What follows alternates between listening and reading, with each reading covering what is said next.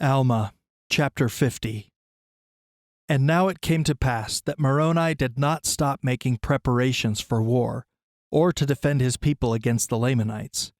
For he caused that his armies should commence in the commencement of the 20th year of the reign of the judges, that they should commence in digging up heaps of earth round about all the cities, throughout all the land which was possessed by the Nephites.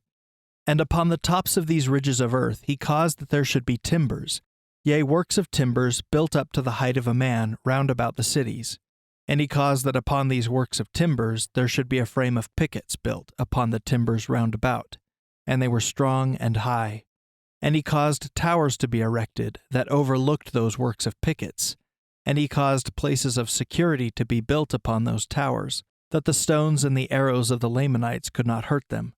But they were prepared that they could cast stones from the top thereof, according to their pleasure and their strength, and slay him who should attempt to approach near the walls of the city. Thus Moroni did prepare strongholds against the coming of their enemies round about in every city in all the land. And it came to pass that Moroni caused that his armies should go forth into the east wilderness. Yea, and they went forth and drove all the Lamanites who were in the east wilderness into their own lands, which were south of the land of Zarahemla. And the land of Nephi did run in a straight course from the east sea to the west. And it came to pass that when Moroni had driven all the Lamanites out of the east wilderness, which was north of the lands of their own possessions, he caused that the inhabitants who were in the land of Zarahemla and in the land round about should go forth into the east wilderness, even to the borders by the seashore, and possess the land. And he also placed armies on the south, in the borders of their possessions, and caused them to erect fortifications, that they might secure their armies and their people from the hands of their enemies. And thus he cut off all the strongholds of the Lamanites in the east wilderness, yea, and also on the west, fortifying the line between the Nephites and the Lamanites, between the land of Zarahemla and the land of Nephi, from the west sea running by the head of the river Sidon, the Nephites possessing all the land northward, yea, even all the land which was northward of the land bountiful, according to their pleasure. Thus Moroni with his armies, which did increase daily because of the assurance of protection which his works did bring forth unto them, did seek to cut off the strength and the power of the Lamanites from off the lands of their possessions, that they should have no power upon the lands of their possession. And it came to pass that the Nephites began the foundation of a city, and they called the name of the city Moroni. And it was by the east sea, and it was on the south by the line of the possessions of the Lamanites. And they also began a foundation for a city between the city of Moroni and the city of Aaron, joining the borders of Aaron and Moroni, and they called the name of the city or the land Nephite. And they also began in that same year to build many cities on the north, one in a particular manner which they called Lehi, which was in the north by the borders of the seashore. And thus ended the 20th year. And in these prosperous circumstances were the people of Nephi in the commencement of the 21st year of the reign of the judges over the people of Nephi. And they did prosper exceedingly, and they became exceedingly rich, and they did multiply and wax strong in the land. And thus we see how merciful and just are all the dealings of the Lord, to the fulfilling of all his words unto the children of men. Yea, we can behold that his words are verified, even at this time, which he spake unto Lehi, saying, Blessed art thou and thy children, and they shall be blessed, inasmuch as they shall keep my commandments, they shall prosper in the land. But remember, inasmuch as they will not keep my commandments, they shall be cut off from the presence of the Lord. And we see that these promises have been verified to the people of Nephi, for it has been their quarrelings and their contentions, yea, their murderings and their plunderings, their idolatry, their whoredoms, and their abominations, which were among themselves, which brought upon them their wars and their destructions. And those who were faithful in keeping the commandments of the Lord were delivered at all times, whilst thousands of their wicked brethren have been consigned to bondage, or to perish by the sword, or to dwindle in unbelief and mingle with the Lamanites. But behold, there never was a happier time among the people of Nephi since the days of Nephi than in the days of Moroni. Yea, even at this time in the 21st year of the reign of the judges.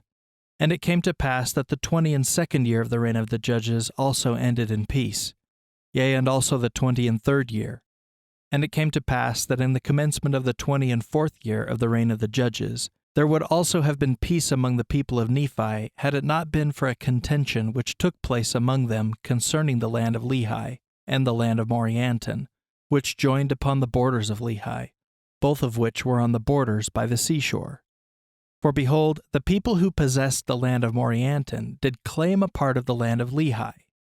Therefore there began to be a warm contention between them, insomuch that the people of Morianton took up arms against their brethren, and they were determined by the sword to slay them. But behold, the people who possessed the land of Lehi fled to the camp of Moroni, and appealed unto him for assistance, for behold, they were not in the wrong. And it came to pass that when the people of Morianton, who were led by a man whose name was Morianton, found that the people of Lehi had fled to the camp of Moroni, they were exceedingly fearful lest the army of Moroni should come upon them and destroy them. Therefore Morianton put it into their hearts that they should flee to the land which was northward, which was covered with large bodies of water, and take possession of the land which was northward. And behold, they would have carried this plan into effect, which would have been a cause to have been lamented. But behold, Morianton being a man of much passion, therefore he was angry with one of his maidservants, and he fell upon her and beat her much. And it came to pass that she fled, and came over to the camp of Moroni, and told Moroni all things concerning the matter, and also concerning their intentions to flee into the land northward. Now behold, the people who were in the land Bountiful, or rather Moroni, feared that they would hearken to the words of Morianton and unite with his people, and thus he would obtain possession of those parts of the land, which would lay a foundation for serious consequences among the people of Nephi, yea, which consequences would lead to the overthrow of their liberty.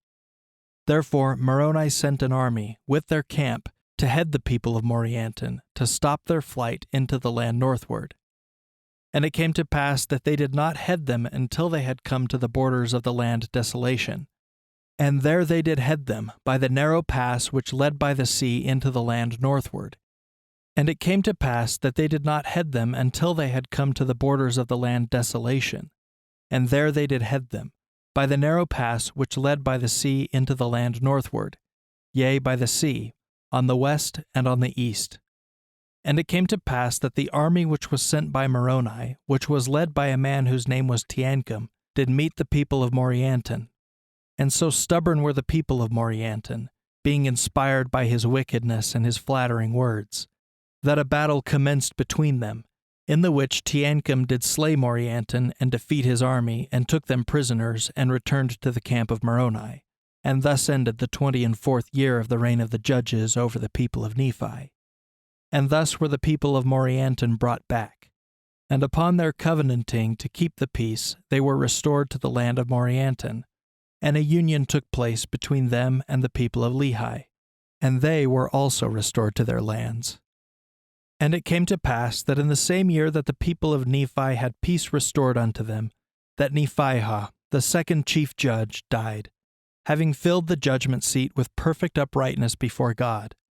Nevertheless, he had refused Alma to take possession of those records and those things which were esteemed by Alma and his fathers to be most sacred. Therefore Alma had conferred them upon his son Helaman. Behold, it came to pass that the son of Nephihah was appointed to fill the judgment seat in the stead of his father.